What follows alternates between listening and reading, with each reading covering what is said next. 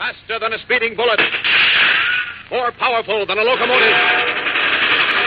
Able to leap tall buildings at a single bound. Look, up in the sky. It's a bird. It's a plane. It's Superman. Kellogg's Pep. P-E-P, Pep. Kellogg's Pep, the Sunshine Cereal, presents The Adventures of Superman.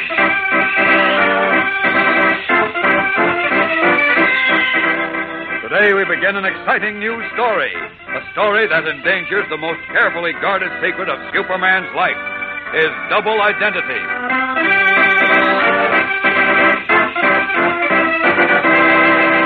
Hello there, gang. This is your pal Dan McCullough.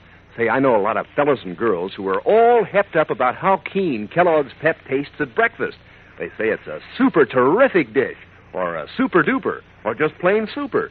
But no matter how you say it, it all comes down to the fact that if you're hep to Pep, you're hep to some super delicious eating. Why, just one glimpse at those crispy whole wheat flakes will tell you that. They're tender and delicate and toasted golden brown. And flavor? Why, Kellogg's Pep is called the Sunshine Cereal. It's loaded with sunny, golden toasted flavor that sure tickles your taste.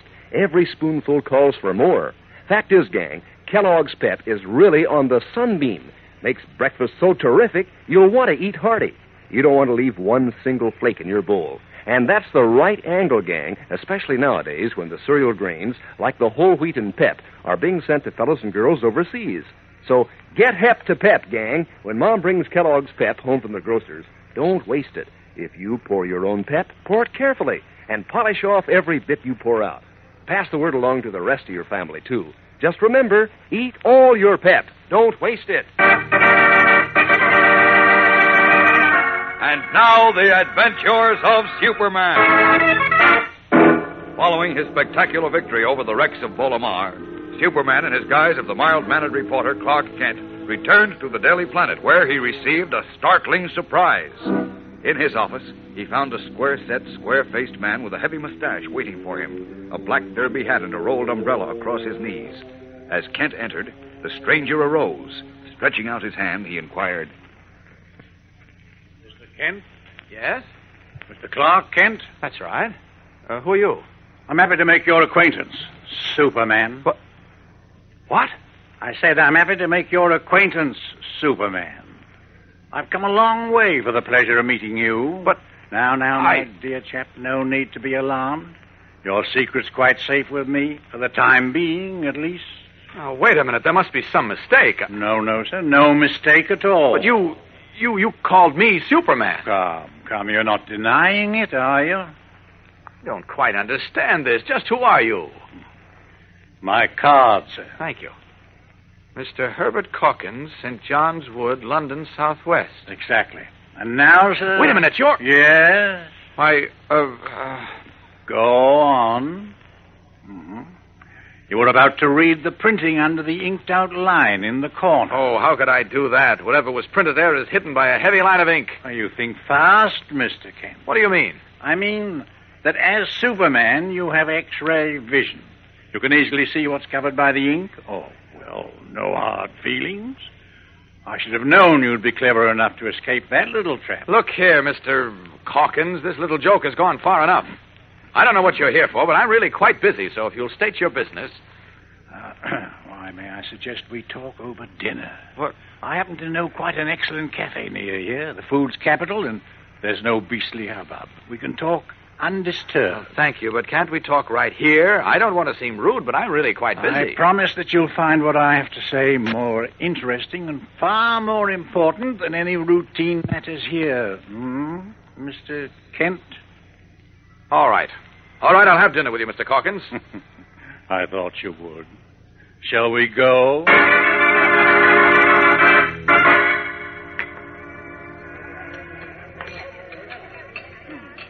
Capital dinner, eh? What? Yes, very good. Cigar with your coffee? No, thanks. I never smoke. Nor drink? No, I never drink either. Neither does Superman. Does that make me Superman? That and quite a few other things. Oh? I presume You still insist that you were unable to read the inked-out line on my card? Do we have to go into that again? It'd save a good deal of time if you admitted your identity to me at once. But since you won't, I'll tell you, quite unnecessarily, I'm sure, that the inked-out line read Scotland Yard. Oh, yes, of course. You're the famous Scotland Yard detective, the fellow they call the Super Sleuth over there. Oh, I was with Scotland Yard for 30 years. Of course. Until the day the war ended. Then I decided my country could spare me and I could devote all my time to you, Mr. Kent. To me? Yes. You see, I was becoming quite bored. Most cases, difficult as they appeared at first, were rather easily solved. Some of them took more time and patience than others, that's all. But in the end, they all came out alike because practically all criminals, clever as they think themselves, make one little mistake. With me, it became merely a process of ferreting out that little mistake, then getting my man. I see, but... I'm coming to that. What does it all have to do with me? I'm not a criminal. I'm coming to it. As I say, I became bored at Scotland Yard. I wanted a mystery that would really test my mettle. Well, now I found it.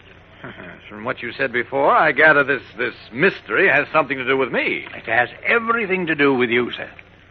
You see, I decided long ago that Superman must have a double identity. Oh?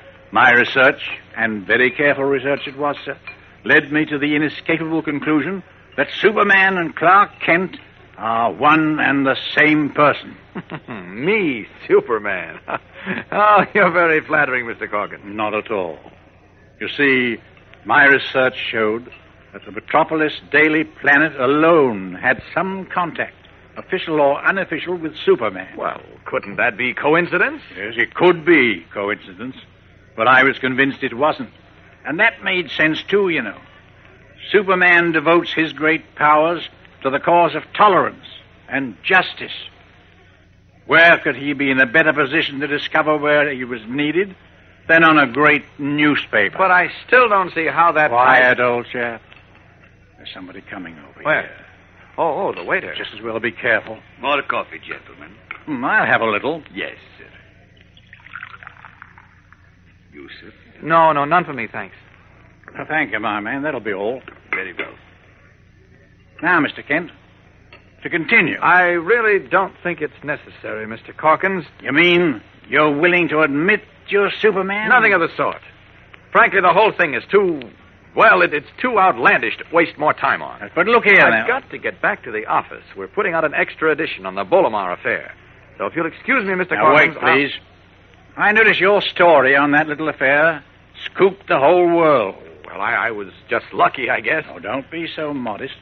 Isn't it because you were right on the scene as Superman? Now, look, Mr. Corkins, I'm Come not... now, gonna be- Mr. Kent. I told you I had the goods on you, as you American chaps say. If you'll come up to my hotel suite, I'll show you enlarged, detailed photographs of yourself and Superman. Really? Yes. I'll show you plaster models made from those photographs, showing your identical measurements between the eyes, the identical lines of the nose and ears and mouth. Well. I'll show you a cast of Superman's footprint, the only one in existence. I'd like to see that stuff, Mr. Corkins. I'm sure I'd find it very interesting. Believe me, you would. And amusing. But some other time, perhaps. Right now, I have work to do. Take my word for it, you're wasting your time. Forget it. I've never wasted my time before, Mr. Kent.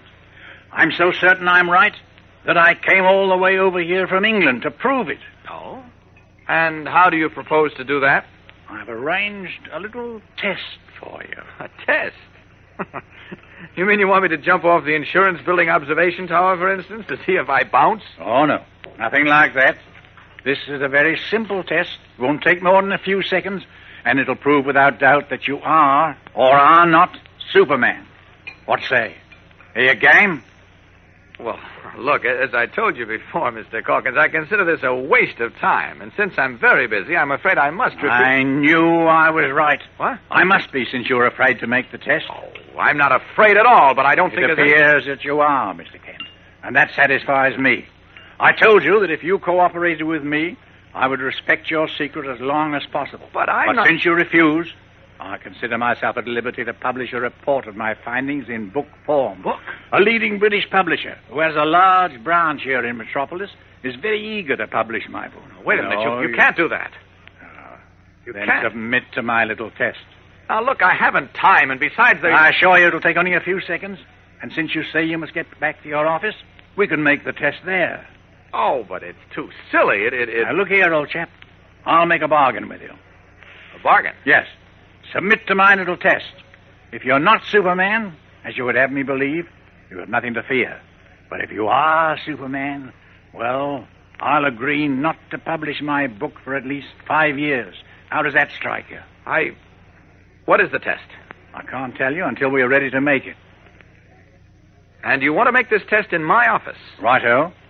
Well, what do you say? All right, Mr. Calkins. I agree. Come to my office. His square bulldog face beaming, the famous Scotland Yard detective accompanies a deeply worried Clark Kent from the restaurant. What is the test he has prepared for Kent? We'll know in a moment when we return for the exciting climax of today's episode. So stand by.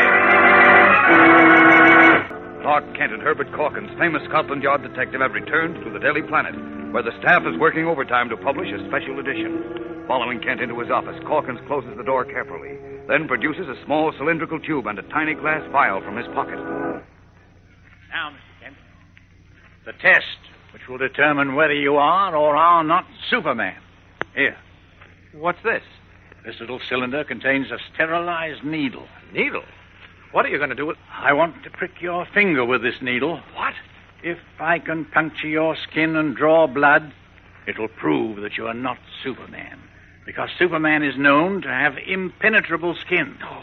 But if I cannot puncture your skin, then I'll prove what I'm sure is true, that you are Superman. Great Scott. Come, Mr. Kent. Hold out your hand. But wait, Your hand, please, Mr. Kent. His mind racing desperately like a squirrel on a treadmill, Clark Kent hesitates, seeking some way out of this trap. For as he well knows, his skin cannot be punctured. How can Kent escape revealing the truth of his double identity to the astute master detective from Scotland Yard? Is his carefully guarded secret about to be revealed at last? Tomorrow's episode will keep you on the edges of your chairs, gang, as Superman matches wits with the cleverest opponent he has ever faced. So be sure to tune in, same time, same station. And remember, for breakfast, it's Kellogg's Pep. For excitement, the adventures of Superman. Faster than a speeding bullet. More powerful than a locomotive. Able to leap tall buildings at a single bound. Look, up in the sky. It's a bird. It's a plane. It's Superman. Kellogg's Pep. P-E-P, Pep. Kellogg's Pep, the Sunshine Cereal, presents The Adventures of Superman.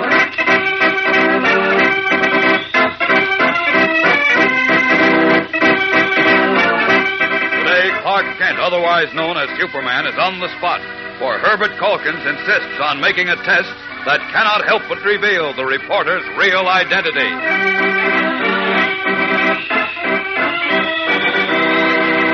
Hello there, gang. This is your pal Dan McCullough. Say, when you buzz into breakfast tomorrow morning, treat yourself to a Pep Double Scoop. You know, that's this week's Pep Dish of the Week, and it's double everything you say for delicious. Here's the pitch. Just pour your regular serving of Kellogg's Pep, the Sunshine Cereal, into your dish as usual. Scoop out a hollow on each side and scoop in some juicy red raspberries. Add milk and sugar, and you've got it, a Pep Double Scoop.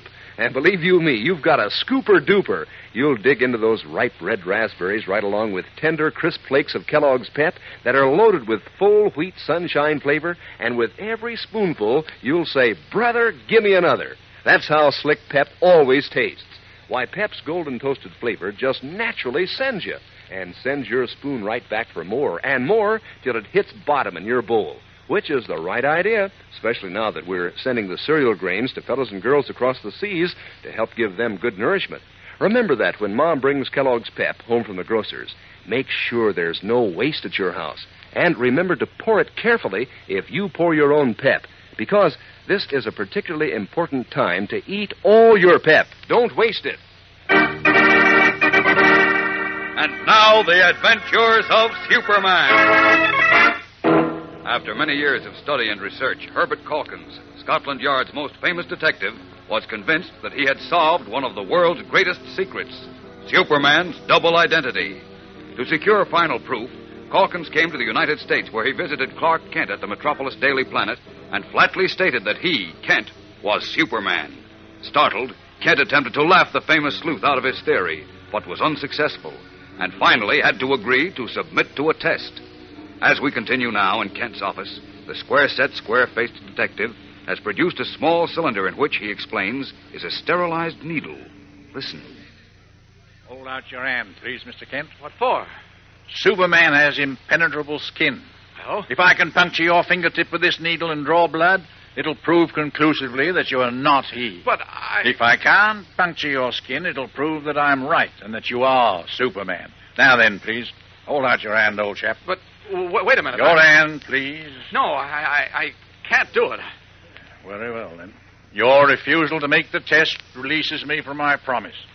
Now I shall go ahead and publish my book, revealing your double identity to the whole world. Just a minute, Mr. Calkins. You don't understand. You see, Well, some people can't stand the sight of blood, you know. Not even a tiny drop of it, and I... Do you expect me to believe you can't?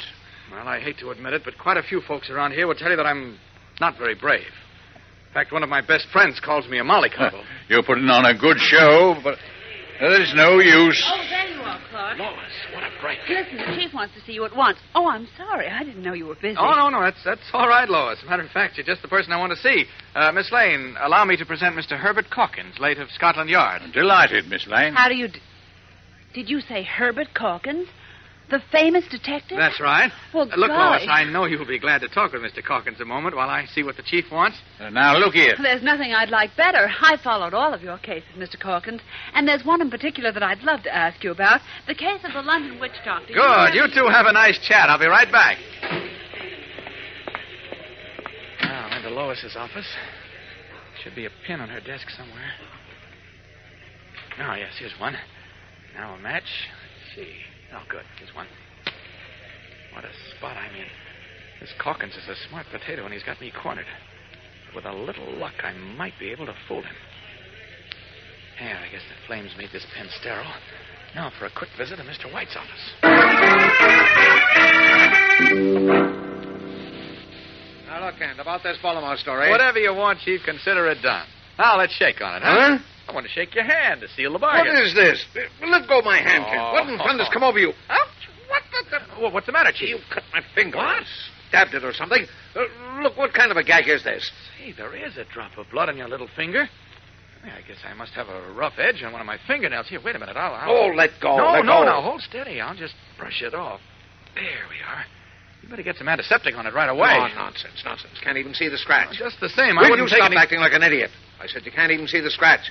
Now, listen, Kent. I want to... Look, I'll be back in just a moment, Chief. I've got to get rid of a visitor. Well, first. hurry up. I will. Oh, thanks very much. Thanks. For what? For your, contribution.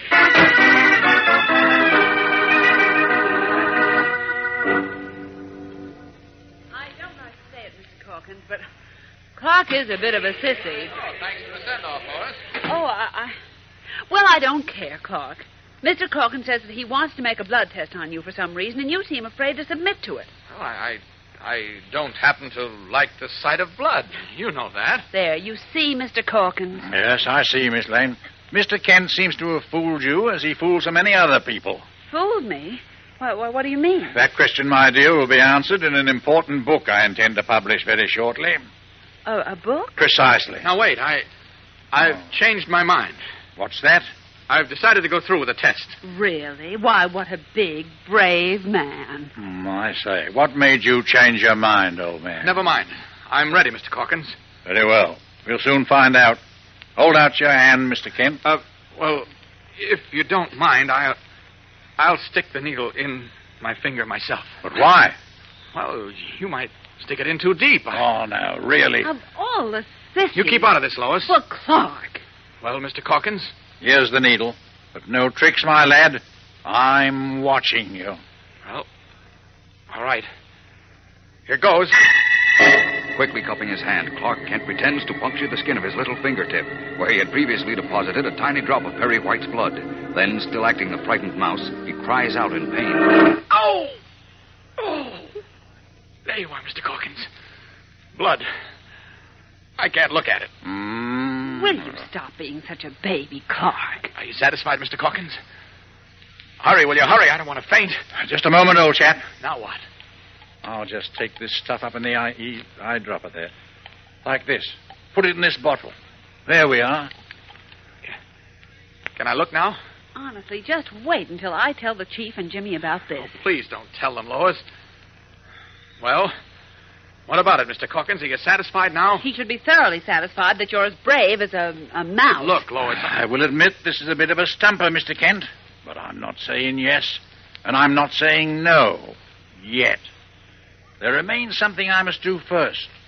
Goodbye, Miss Lane. Goodbye, Mr. Corkins. But what about... I'll be in touch with you later, Mr. Kent.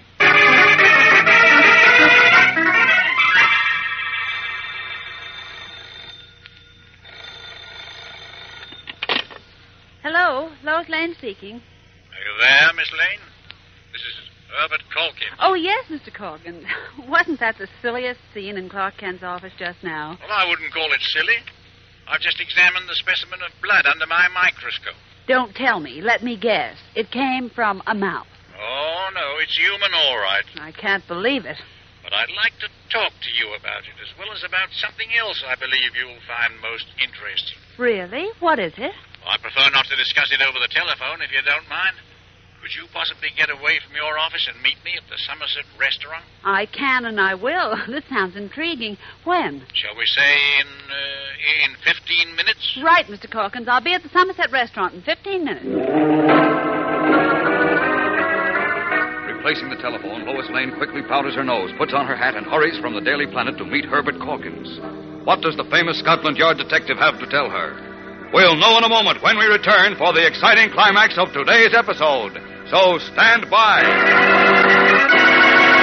Seated at a table with Herbert Corkins in the Somerset restaurant, Lois Lane's eyes have been widening more and more as she listens to what the famous English detective has been telling her. What? Superman? Oh, I can't believe it, Mr. Corkins. If you'll forgive my saying so, Miss Lane, I've never been wrong yet. I've worked for years on this case. I've collected mountains of incontrovertible evidence, photographs, the only footprint of Superman's in existence. I know you told me, but Clark, I just can't believe it. Superman is so... Think, Miss Lane, now think. Certainly a bright young lady like yourself must have suspected a connection between Kent and Superman at one time or another. But it's impossible, Mr. Corkins. Superman isn't afraid of anything, while Clark, as anyone can see, is... Well, he's afraid of his own shadow. Nonsense. He's very clever. He puts on an act, as you Americans say. An act? Certainly. The more unlike Superman you think him, the less likely you are to suspect his real identity, you see? Yes, I see what you mean, but... Oh, wait a minute. You're wrong. Superman has impenetrable skin. If Clark were he wouldn't have been able to puncture his finger. I don't believe he did. Well, how can that be when you saw him I do it? saw him appear to prick his finger, and I saw the drop of blood. I'm convinced, however, that he tricked me. Why, how could he? I don't know how, but I'm certain he tricked me in one way or another. However, I mean to make sure, by Jove. Well, how? Goodness gracious, I'm all excited, Mr. Corkins. I've evolved another test, which our friend, clever as he is, won't be able to get out of.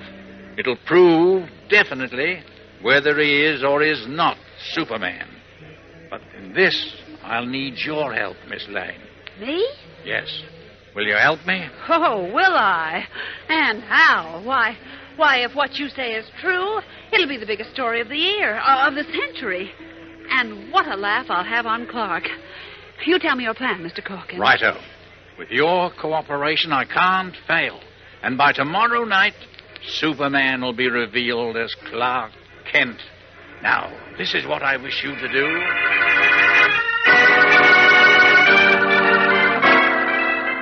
Carefully, Herbert Corkins completely outlines to Lois Lane his plan to prove conclusively that Superman and Clark Kent are one and the same person. What is the ace detective's plan, and will it succeed? Tomorrow's episode brings another battle of wits between Scotland Yard's greatest sleuth, the man who has never been wrong, and Superman, who battles to guard the secret he holds more dearly than his life. Be sure to tune in, same time, same station. And remember, for breakfast, it's Kellogg's Pep. For excitement, the adventures of Superman.